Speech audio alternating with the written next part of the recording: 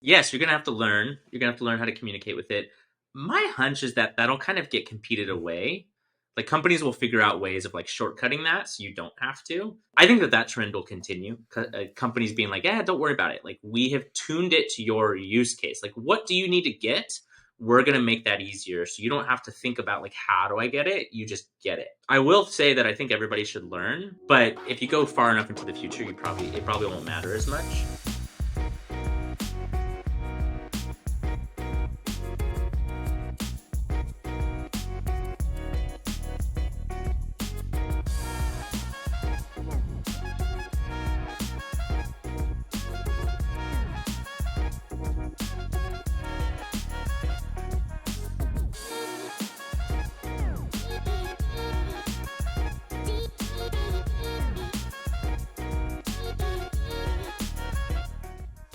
Cool. What's up, lifers, and thank you for joining us. You're listening to Lifetime Value, the customer success podcast, where we help you wrap up the week that was in customer success and start you off on the right foot for the one ahead of you. I am your host, your old, retired, perhaps curmudgeonly next-door neighbor for whom the world has passed him by and is irrationally angry at technology of Customer Success Podcasts. My name is Dylan Young. And with us today, we have the co-founder and head of go-to-market for UpdateAI. If you don't know the name, you're living under a rock. His name is Mickey Powell. Mickey, thank you for being here. Thanks for having me, Dylan. Appreciate it, man. Excited. This is going to be an interesting show. It's gonna be a little bit outside of our format, but I just have to tell you, I'm a bit of a stan as it relates to, first and foremost, the energy with which you bring to the ChatGPT conversation. Yeah. You don't like energy? I love energy. Did you hear that intro? And also the creativity with which you think about it. Okay? Appreciate it. So look, this will probably come up later, but I am on the record on this podcast as being a doubter of ChatGPT. But since I've heard you talk about it, I'm like, you know what? I think I'm wrong. Then we don't need to. We don't need to go, right? We don't need to. No, we do need to go.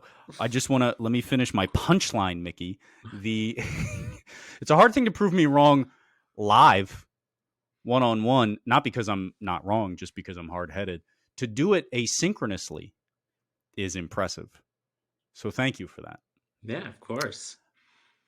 Mickey, so you have a background in customer success. This is, of course, a customer success podcast. So I want to start there, and I want to understand how you first got into customer success and why then you decided to continue to make a career out of it. Yeah, so long story short, I couldn't afford to go to college, and I moved from Central California to San Francisco in 2009. I started working retail at AT&T. Now, I'm a huge San Francisco Giants fan, and I worked at the location that used to be across from the ballpark, which was awesome. Like I'm the guy that like kept baseballs in his locker so that when players walked by, I could grab an autograph from them. And that's where a couple of things happened. Number one, I, of course, dealing with customers, helping them with their phones. I went through like 3 or 4 iPhone launches, which were nuts. And I was always really like a top performer, and I was really good with customers. But I also started working with a lot of business customers, and specifically a lot of tech business customers. Because, for those that may not know, down by the ballpark, which is called Soma, south of Market in San Francisco, that's where like Dropbox started, Square, Yammer, Eventbrite, and a bunch of others that I probably didn't know of.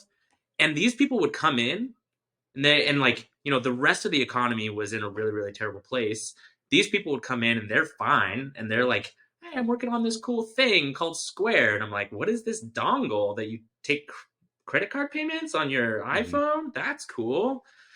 Long story short, I was like, okay, I didn't go to college. I'm working retail. This is a decent job. I was making decent money for a single guy in San Francisco. I was, 20 years old. But I just knew that that's not the life I wanted. So I went and got an SDR job at a company called Demand Force, newsflash, that job is so hard, and I did Mm, not like it. mm, Making 100 phone calls a day, getting on the phone at 6:30 a.m., talking to doctors' offices in South Carolina that did not want to talk to me. A good mm, day gets 3 yeses out of 100 calls. So I'm a big learner, lifelong learner. That's kind of the pact I made with myself. If I'm not going to go to college, I'm just going to continue to learn until I die. Full stop. So Wait, until you die? Is that yeah, what you said? well, because we're Okay. all going to die eventually. If you want to Sure. get really On your crazy, we can talk about a thought I had about how maybe ChatGPT will or something like that will help us live on. But Oh my anyway, another goodness. teaser. So I was like, I was really good at learning new things. So I was like, I'm going to learn these sales skills. I'm going to practice them. I'm going to get good. I'm going to teach them to other people. And used those skills, and I went and interviewed for, it was called client retention specialist at a company called Mm, 5 Stars in San Francisco. And I was just like, oh, sales skills? Like they're asking for sales skills. I have sales skills. And I went and interviewed with a lady by the name of Gracie, who's still a mentor and friend of mine. She's a VP of operations there. Little did I know, she actually had a friend she had hired from that same company that I didn't know. The company Demand Force was fairly big. And she's like, oh, Alex is killing it. So this guy comes from the same company with the same sales skills. He's probably going to kill it. So I came on board as their first client success manager, or retention specialist rather, which was really just customer success. yeah. And it was a Series A company, and it was just all the craziness of a startup, and I just Yeah. loved it. And Hmm. I was dealing with customers, and I was helping them. And the more I started to learn about customer success in this whole industry, I was like, oh yeah, like this is where I want to be.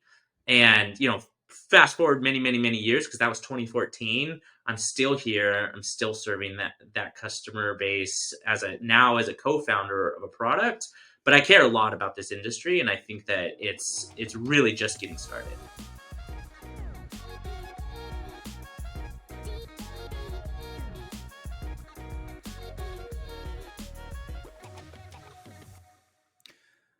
Okay. So let's fast forward. We're here to talk about this little thing.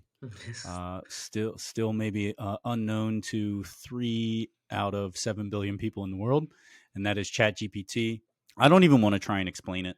Would you mind giving a brief primer, very Yeah, brief, yeah, about what ChatGPT is, maybe where it started, and like what it's trying to accomplish? yeah. It's a big question. I'm gonna do my best, and I'm gonna say that, like, for folks that are interested, there's lots of really smarter Mm-hmm. people out there than me, people that I've Mm-hmm. learned from. Happy to give suggestions. Number one, ChatGPT is really just a very, very, very sophisticated algorithm. That's what it Mm, is. Now, what makes it different is, number one, the people that have built it at OpenAI, they have spent years on this, and they've come up with all sorts of new ways, tips, tricks, methods to get better performance out of it.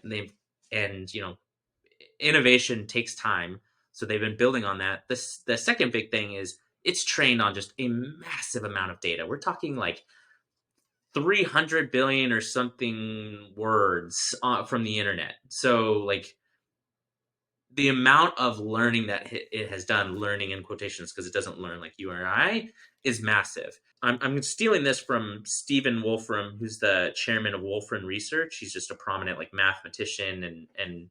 researcher. Yep. He says that all it's really doing is guessing the next word, like one word at a time. But guessing how? Like with obviously you prompt ChatGPT, and so first it's got to break down your prompt, make a billion assumptions about that, only to build it back up with the guessing of each word as you say it or as that Yeah. gentleman says it. Let Maybe me let me give elaborate on you that a little another bit for me. yeah, let me give you an example I think will hit home for a lot of people. Hmm. Do you have a friend or a partner or colleague where like you are really in sync and you guys can like finish each Mm, other's sentences or jokes? yeah. Hmm. So that's actually what it's doing. So our brains are guessing at, oh, we think that they're going to say this next. Our brains naturally do that. So we have essentially trained this algorithm to guess given what we know about this huge corpus of text, what is the statistically likely next letter, group of letters, words, group of words, given what the user has asked of us. So like we already do this naturally as humans. Now we're Mhm. teaching a computer, an algorithm to mimic that behavior. And it's hit a breakthrough moment because of a bunch of different things. But I think that's the simplest way I can put it. Kudos on the $5 word corpus. Love it. Tell me why then you have. I mean, I get that it's a part of what you're doing on a daily basis for your W-2 Yeah, job, so to of speak, right? course. But why are you so bullish on this tool specific to customer success? Why have you kind of like staked your career, so to speak, or your reputation, or you've dove in so deep? Why? Like, what is Why? it to you? Yeah, I've had like 40 holy shit moments with ChatGPT in the last 3 months. Mm-hmm. Some of them are just like astounded at the output, and some of them are a realization about how it's going to change or could change the future in really positive ways. Some Mm-hmm. of it is about how much it's already changed my life. So you asked a why. So yeah, I got a day job. I like to learn new things, but really, here's the deepest part of it, and I'm going to get a little emotional for a second. Well, if you know anything about me, I'm a very emotional guy, so we'll do it um, together. so I've been laid off multiple times. I've been fired multiple times. Mm-hmm. It's Me not too. something I'm proud of. And one of them happened last year, and it hit me really, really hard. Part of that was some feedback from a VP that my writing isn't very clear and concise. They were having a hard time understanding me. They didn't think I was the right person for the job. Mm. And yeah, it just put me in a really bad place because, I'm 34, I was 33 at the time. You'd think at this point I kind of would have figured it out. And I really beat myself up about it. I just really struggle with the things that ChatGPT is really good at, like clear and concise writing, like really good structure. And then the other major thing is like procrastination. So Mm. I'm a chronic procrastinator. Yep. Apparently, I did a bunch of research. Apparently, like 15% of us are chronic procrastinators. And what the research actually says is it's actually an emotional regulation issue. So like that feeling you get of anxiety or dread when like you need to do something and you want to put it off, and then you put it off and you're like, okay, I feel good for a second, but like it didn't go away. You're just Gets pushed. worse. Yeah. Yeah, it actually just gets worse. I Mm-hmm. struggled with this a ton. Sometimes I could deal with it and I could get through, an extra cup of coffee, what have you. And sometimes I just put off and put off and put off until it's too late, and then I'm overwhelmed, and then I'm spending way too much time and energy to get something done, and it's just not good for my life, for my personal life, for my mental health, my emotional health. ChatGPT, for lots of reasons, has helped me overcome that in a way that just like it seems supernatural. Like the ability to just like have somebody who can help me just get started, keep going, work on something. If I have 50 dumb questions because I don't understand something, it'll give me 50 answers or 100 answers or as many as I need until I understand something. Which I want you and the listeners to think about that for a second. Could you ask your spouse 50 questions in a row about something? After like three or four, they'd be like, go figure it out. Get out of here. Like, I don't Yeah. want to explain this to you anymore. Mm-hmm. And it's not because they don't love you, but it's just like humans have a tolerance level. And ChatGPT doesn't have that. And it's also very intelligent. I'm using that in quotes because it's not intelligent like you or I. So that's what like obviously you can tell by my like emotion and passion. That's why I care so much about this. I think this is going to change everything. Here's something I've been thinking about is it creates the ability for I mean there's a billion different questions I have, but I'm a cynic at heart, unfortunately.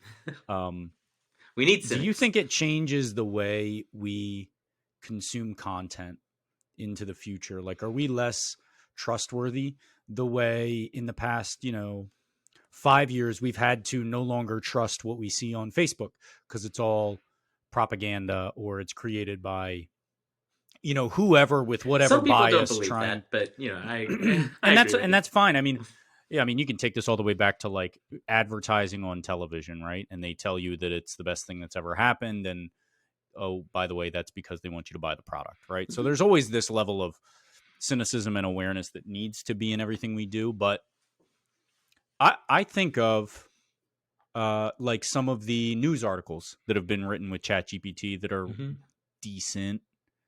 Some of the visuals that are being created by, I think it's Dolly, that Mhm. are like pretty believable, except for like weird melting neckties that are just not like No fingers. Yeah. yeah, no fingers of like Donald Trump being hauled out of a courthouse or something, right? Like stuff that's not so how much is this going to demand that we question our entire reality in the Yeah. future? Yeah, it will. Like that's the Oh short answer. goodness. Um, we're already seeing it. We're already Yeah. seeing it. But I do Mhm. want to use a historical example to be like, by the way, like how much was our reality true anyway? You remember the Oh Spanish goodness. you remember the Spanish flu, right? I mean, I wasn't there. You I weren't know about there. it. You know of the Spanish flu. I didn't know this, but I actually read a book on like the preeminent book on the Spanish flu by a historian and researcher. I read it after COVID came out because like, what else am I going to do Oh, than yep, consider yep. the end of the world? Hmm. Hmm. Um, do you know why it's called the Spanish flu? Oh man, I'm sure it's because we hate Spanish people, right? No, it's actually a much simpler and easily understood Is reason. influenza a Spanish word? Well, Something actually, stupid? I don't know.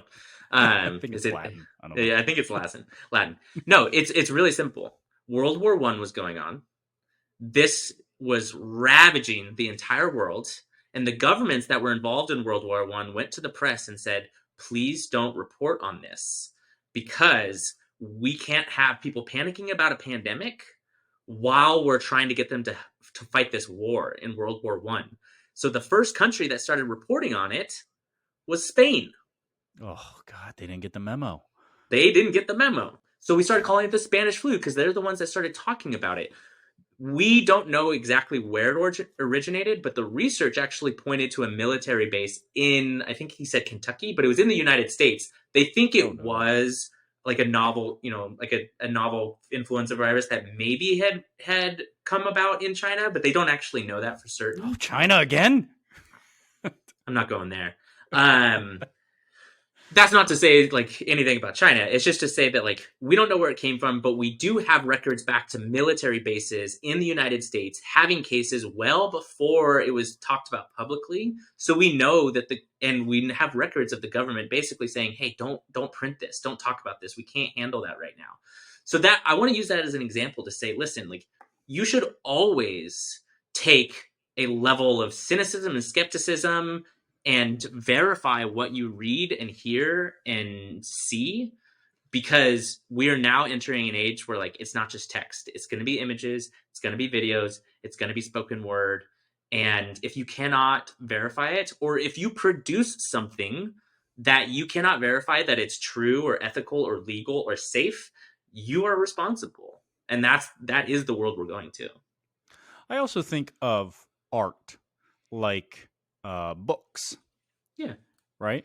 And I have selfishly considered, God, I don't have the attention span to write a book, but I bet I have the attention span to write prompts for ChatGPT to write chapters in a book. Yeah. And so the cat is out of the bag. Everybody knows any book I ever write is not going to be mine and mine alone. But how do we think of things that we have historically considered? Oh, that took 10,000 hours to get Yeah. good at that. That is a supernatural talent that somebody has, and I just want to marvel at the beauty at their ability to put that together, dedicate the time, think about it from this different angle. Is that gone?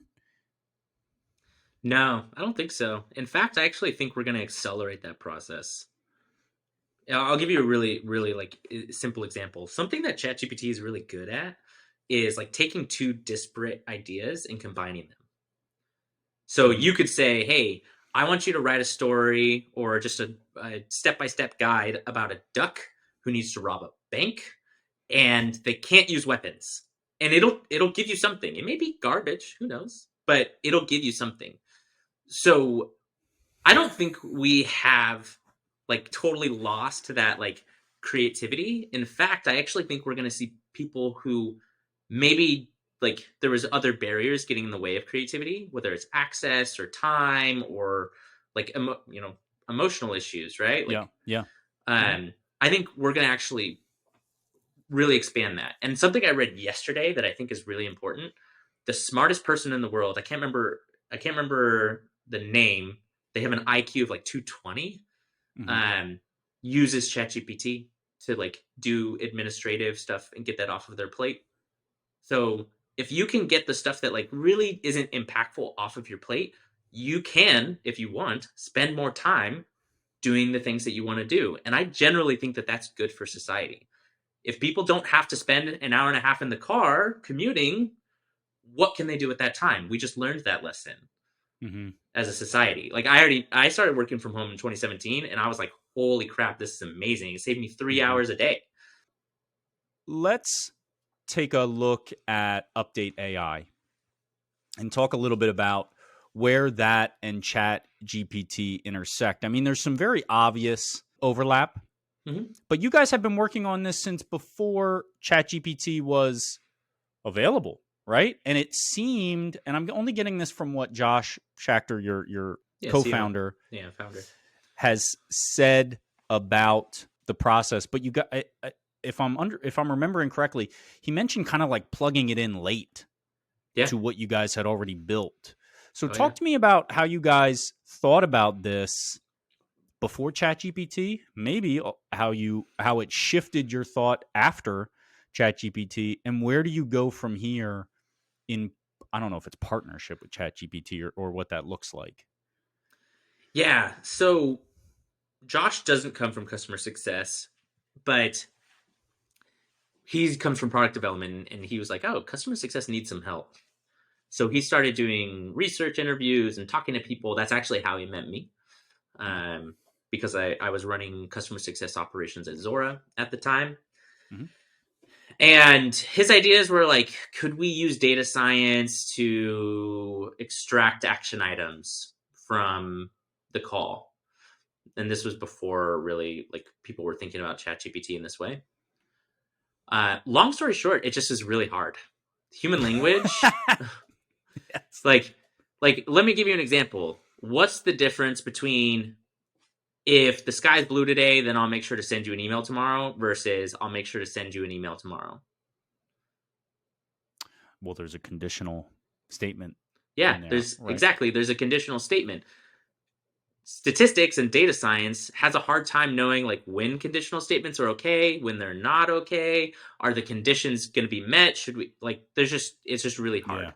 Yeah. And we would sit in on these sessions where we would like literally go through and we would like vote on like, well, this is an action item, this isn't an action item. We would do that to help train the model, and we couldn't even agree. Three people in a room, one of which has a master's in linguistics, one of which is a data scientist, and we couldn't agree on action items. So it just like it wasn't going anywhere, and it wasn't good, and it wasn't because the team wasn't working hard. It's because it's just a really hard problem.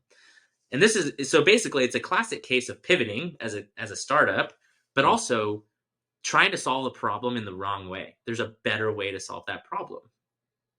So in early January, our head of data science, Sergey, he was like, "Hey, why don't we try using ChatGPT?" I had heard about it at that point, but I actually really hadn't dove deep into it yet. Hmm. So we're like, cool, yeah, go try it out, see what happens. So we have a Zoom integration. We pull the transcript. Like that's kind of how our product works. And Sergey threw it into ChatGPT and said, okay, give me a summary back. And the first thing, like the first time he showed us, we went, holy shit, this is way better than anything we've done before. And we immediately knew that not only was that the direction we're going, we knew that everybody was going to go that direction. It was too good and not crazy difficult to use because like OpenAI has APIs, so like it's very easy to plug into that tool. So we just started running crazy at it, and then I'm really good about learning new technologies really Yep. fast and going deep on Hmm. them. So I just like I dove in. I was like, all right, cannonball time. And that's really what kind of just snowballed into where we are today and um, where we kind of think the future is going to go. I want to drag you down with me. You ready? Let's go. Let's go. Tell me a ton of optimism. And I like I said at the top, I think your interest and your energy in this is pretty infectious. Where should folks be cautious about the ways they interact with AI? Maybe it's, hey, you can't rely on it to be good at this, or maybe you shouldn't make it write your college thesis paper because I don't know. That's an ethical thing. I don't know if you want to wade into those waters, but tell me where you think the potholes or the landmines are for folks out there. First and foremost, I mentioned this earlier and I'll say it again. There's ethical, there's legal, and there's safety. You are responsible for what comes out of that thing. Mm, So if you produce something and you get sued about it, no judge is going to be like, don't worry about it. Like, no, that's on you. mm, So that's the first filter you need to go through. Like, hey, if it matters for ethical, legal, or safety reasons, can I independently verify? Like, do I need to take, like, I've used it to draft legal documents, mm. but I also know that if I ever needed that to stand up in court, I need to go have a lawyer look at it Yeah. because I don't know the law. You can't drag ChatGPT into the courtroom with you. No, no way. Like somebody will 100% try. That's going to happen, but it's not going to be me. So that's the first thing I would tell people. The second is like, yes, there's totally limitations to this technology. There's technical limitations. There's also limitations in just like we don't know what the boundaries are yet. We're exploring them. It's literally happening in real time. I try new things all the time, and sometimes it's garbage. And it's like, nah, can't do that really well. Um, it's getting better at math, but like the earlier models weren't as good at math. It's getting better at reasoning, like logical sequential reasoning, but the earlier models weren't as good. So like it's kind of hard for me to give you a bunch of guide rails and like limitations because like number one, I'm not an expert. I just really like this stuff. I would consider myself an aficionado. And Oh, another not an expert, but an aficionado. yeah. Okay. Um, but like I would just tell people like go and explore it and try to do it in areas that it's safe, like safe in that like what it produces isn't gonna like cause you to lose your job or get you kicked out Mm, of school. mhm, But I'll say this: one of the guys that I've learned a ton from, his name's Ethan Malik. He's a professor at the Wharton School of Business. He actually requires his students to use it, but he also requires them to tell him exactly how they use it. So they have to like show their work essentially. And what he has said is that he is seeing the quality of their work go up because they're spending less time, you know, thinking about do I put this sentence there and blah blah blah, and more about like mhm. what is the concepts I'm trying to relate? Is it logical? Is it well reasoned? Do I agree with it? Can I back it up? Do I have citations and research to back this up? Yeah. It almost feels like I want to go in two different directions with this, but that almost feels like what an MBA used to be, right? Like how to manage other people. Like you're never going to be the widget or I guess the person on the factory floor doing the work. You will be the guy, the white collar guy, uh, uh, supervising the factory floor, trying to make Mm-hmm. things more efficient, trying to think of creative ways for the business to eke out a better margin. Yeah, And that's, I mean, I'm thinking about it in those sorts of terms, but it's ChatGPT is going to be the workhorse of the future. Is kind of what I'm taking from what you're saying and what this guy at Wharton is trying to yeah. drive forward. And the second point I wanted to make is I think it's an easy yes, but I'm going to ask it anyways is do you think designing sophisticated or elegant chat GPT prompts will be a skill set in the future? I might be minimizing that, but what do you think that looks like? right? Because here's what I'll say. The first time I heard about ChatGPT, and I heard about it in a CS Insider, well, I think it was one that Josh attended.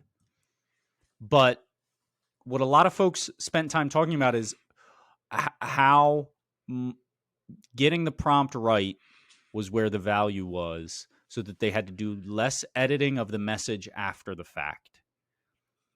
And I immediately shut down and was like, well, then I'll just do it myself, man. If I'm going to spend all the time, then like supervising this guy's work, this guy being ChatGPT, I imagine it's a dude in a room somewhere delivering my materials to me. It's all right. Anthropomorphize it.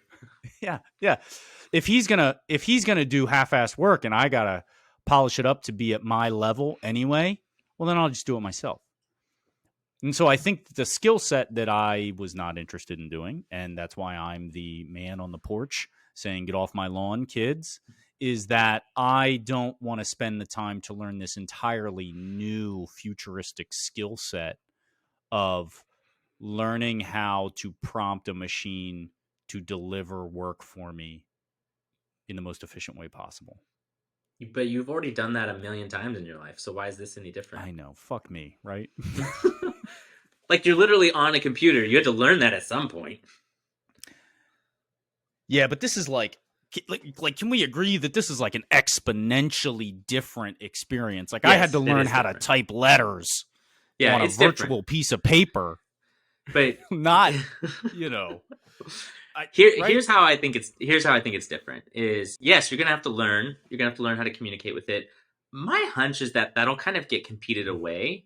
Like, companies will figure out ways of like shortcutting that, so you don't have to. That's kind of actually one of the things that Update does. Is like, we're coming up with the prompts and tweaking them for you, so you don't have to. And we're making it customer success specific. So I think that trend will continue. Companies being like, yeah, don't worry about it. Like, we have tuned it to your use case. Like, what do you need to get? We're going to make that easier. So you don't have to think about like, how do I get it? You just get it. That, I think, is what's going to happen. So like, I've invested a ton of time learning how to do it because like, I find it really fascinating. Mm-hmm. It also has helped me learn it. It's helped me get what I need out of it. But like, I will say that I think everybody should learn. But if you go far enough into the future, it probably won't matter as much. And then it kind of just becomes second nature. Now I kind of just like talk to it how I know it needs to be talked to. Just like, I'm sure you don't talk to your boss the same way you talk to your spouse. Like, you learn how to talk to them. Yeah. If I extrapolate it, it's like back in the day. Actually, I don't know if this ever was true, but I relate it to learning how to do plumbing yourself versus hiring a plumber. I'm going to hire a plumber. Well, right. But that's because we're far enough into the future where that's a commoditized service. Mm-hmm. It's probably actually cheaper to hire a plumber than it is for you to learn how plumbing works, buy all the tools, spend the time, troubleshoot it because you don't really actually know it. And in these early goings, there is probably value and perhaps upside to folks learning how to talk to ChatGPT or any of these generative AI systems, rather than wait for. I mean, Update it's very specific. It's very targeted at what it's doing. So, I think this is an ongoing conversation that you're having in different venues about how folks within customer success can use it outside of just Update. Yeah. That I think in the short term is going to be valuable, but I would probably agree that in the long term, there's going to be a million plumbers out there to just do the work for you. Yeah, I think so. And that's, by the way, like, that's not an original idea for me. Goldman Sachs has come out with reports, University of Pennsylvania, and a bunch of other companies or institutes are coming out with reports where basically they're saying, we think that this is going to lead to a massive productivity increase. Part of that is through tooling. What are the right tools for the right job, built on this like foundational innovative shift. So yeah, I'm talking about it in the lens of customer success because like number one, I really love it. Number two, I want to help people in customer success. And number three, it does serve my day job. So listen, like, learning how to use it, I think, and I'm going to, use a very topical situation. Like, a lot of people have gotten laid off. in the last year. I think that there will be a period of time. I don't know if it'll be a year, 2 years, 5 years, where companies will start asking for or asking if you have skills with generative AI, ChatGPT, Yeah. whatever it is. Just like if you go work for a big tech company, they might ask, do you have Salesforce experience? Yeah.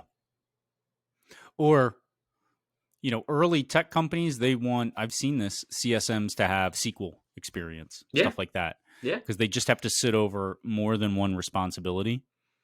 And it's, speaking another language, which I think ChatGPT is I would lump that in the same category. It's another language to speak, whether you speak English and Spanish or you speak English and Python, the code, not the snake language.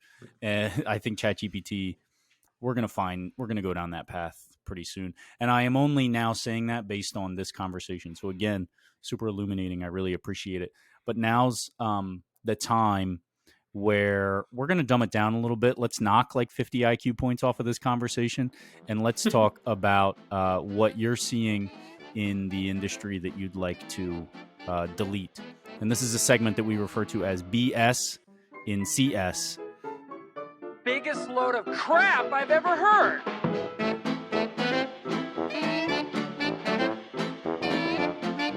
Number one bullshit.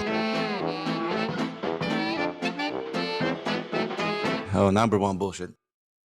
Mickey, if you could choose one, what is the trend, catchphrase, or otherwise related to customer success that you would like to see done away with forever? I really want to get rid of NPS. I really hate NPS. Yeah. Why? I know the answer, but why? Yeah, because like, what does it tell you?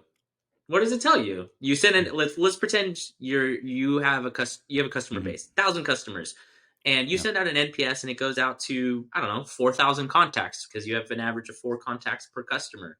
Mm-hmm. Some of them are executives, some of them are users, some of them are random people that made it into your contacts in Salesforce or Gainsight or whatever, and they're by the way super messy.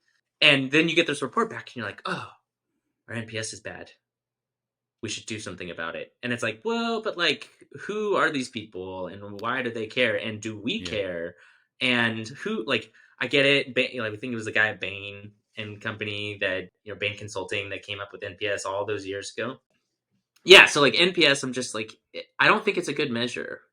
Also, I think it's asking the wrong questions. Like, oh yeah, they would refer us. Cool. But like, did they? Did they refer us? Did they? And what does that mean? So this has come up before, and I think the real what sticks in people's craw is that it is used incorrectly. It has a very targeted purpose that gets just bastardized literally everywhere you look, because it's just so unlikely that you're doing it exactly the way it's meant to be done, with the process and the question being asked. And is it being done in the exact same way every single time? Because otherwise, then your data is dirty. It's not necessarily applicable. And then once you get it, you got to segment it all out to see who's actually answering what, to know where you would have to tweak stuff in order for you to improve that NPS. And nobody ever takes that. Like, you've got to be like a 10,000 person company for anybody's job to be dealing with NPS. People do it because investors want to see it, but investors don't like. That in and of itself is problematic, because the investors aren't asking the real hard questions of everything I just said. How is this being measured? Is it being measured appropriately? Who are you asking? How often? Yeah, it's like a vanity metric at that point. It is. God forbid it's bad, because then they're going to ask you questions and you're going to be like, fuck, I don't know how to. Yeah, exactly. If it's bad, do you have an answer? Do you know why? Yeah. No. So you're not alone. I think a lot of people, I think it obviously has value, right? There's a reason so many people hang their hat on it, but it is. I don't know anymore. It's in the. Okay, cool, man.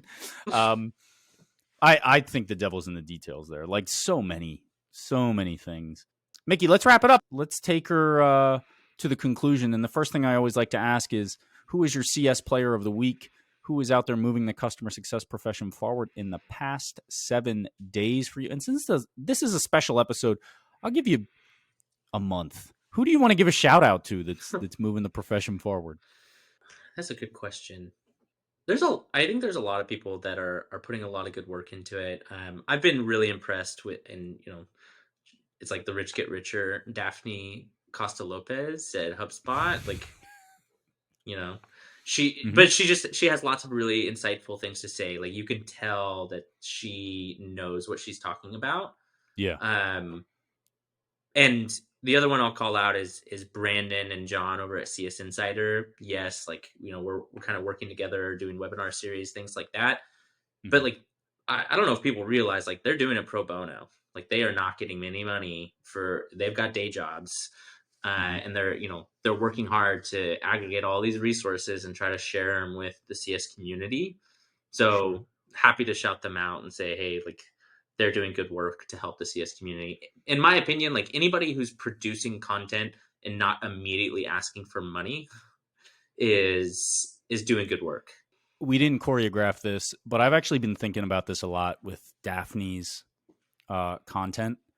I can tell you I hate most of the customer success content, specifically on LinkedIn, because it is so reductive, redundant. Can't think of another RED word, but it's just trash, man. Like, and it's overly prescriptive without understanding any of the like you don't know the context. And what I find really interesting about Daphne's work is it's just straight up like, hey, you trying to calculate this thing? I found this really simple way to do it. Pop, pop, pop, pop, pop. And it's just very tactical, but it's the sort of shit everybody has to do if you're in a leadership role or if you want to learn what leaders are thinking about. And it's not the garbage storytelling line break after line break trash that so many other I'm sorry, Mickey, I really just went off there, but that everybody else is doing. So I have just picked up on that recently without having talked to you about this. Yeah. Why don't you tell us how you really feel? You There's not didn't go enough deep enough. time. There's not enough Yeah, time, and man. here I'll say this because like, I post on LinkedIn as a part of my day job. I'm not talking Um about you, I well, by the way. here's the thing for anybody listening, like yes, I post on LinkedIn, but I also know that like part of it is just like consistency. Like some of it's Mm-hmm. going to be garbage, and Mm-hmm. that's part of the deal. And like for anybody that cares, I just want you to know that like part of what I'm doing is playing the game. Like LinkedIn, they make you Yeah. play the game. If you wanna use that network to your advantage or to serve your community, and that's really what I'm trying to do is I'm trying to build a community so that like if I have something good for you, you know about it. And if you don't play LinkedIn's game, you're just not gonna be able to do it. Yeah. But like I get it. Like I post stuff and I'm just like, God, is this just like, and who am I? And like all of those feelings. Mm-hmm. So for those out there that may have that feeling about my content, just know that like there's nothing you could think or say about me that I haven't think or said about myself. So in your face. For sure. And I guess to put a period on that, I think that level of awareness is what's necessary, right? So that you can continue to take feedback, make it better, try to sharpen the arrow with which you're trying to target folks. And yeah, I mean, I say all of that to I'm a cynic at heart. We've talked about this. Everybody's just trying to do their thing, man. I'm not saying do it less, make less money, and provide less for your family. Like I get that that's all everybody's trying to do at Yeah, the end of the day. So I maybe I'll just say do better. that's okay. Something I've Not you long specifically. I just no, it's a general do better. I think one thing I've struggled with, but I constantly remind myself is like it's okay to hold two thoughts in your mind at once, which is the Mhm, desire to be better, with also like I'm mhm. not bad. Like I want to get better, but it doesn't mean that I'm like Yeah, bad. yeah, yeah. It's not binary in that way for sure. I think that's an awesome call out. So referrals and recommendations, Mickey. If you could take the audience members and point them in the direction of any one thing, and it does not have to be customer success related, it could also be an activity. What would it be? Therapy, yeah.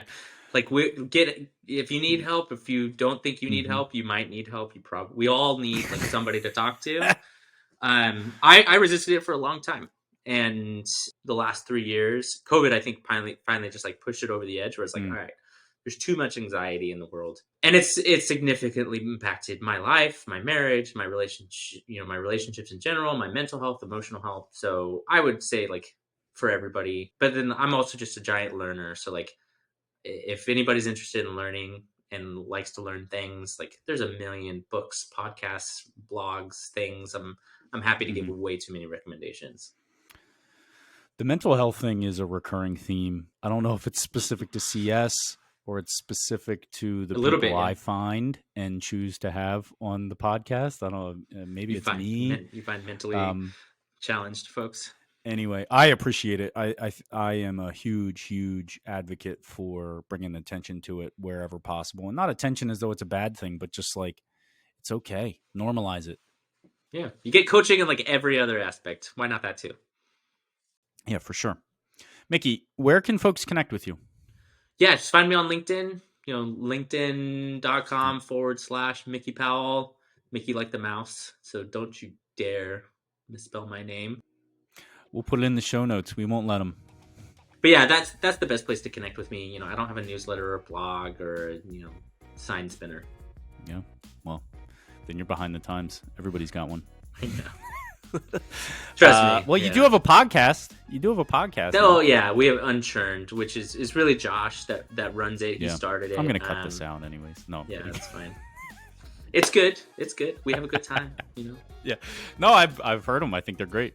Mickey, this has been a ton of fun. I just want to thank you again for opening my eyes before we talked, during this talk. I think you're awesome. I think you're doing really cool stuff. And I can't wait to see what you and Update do next. Awesome. Thank you, Dylan. Thank you for having me. You've been listening to Lifetime Value, the podcast for customer success professionals. If you like what you've heard, please rate our show and subscribe wherever you find your podcast. Please note that the views expressed in these conversations are attributed only to those individuals on this podcast and do not necessarily reflect the views and opinions of their respective employers.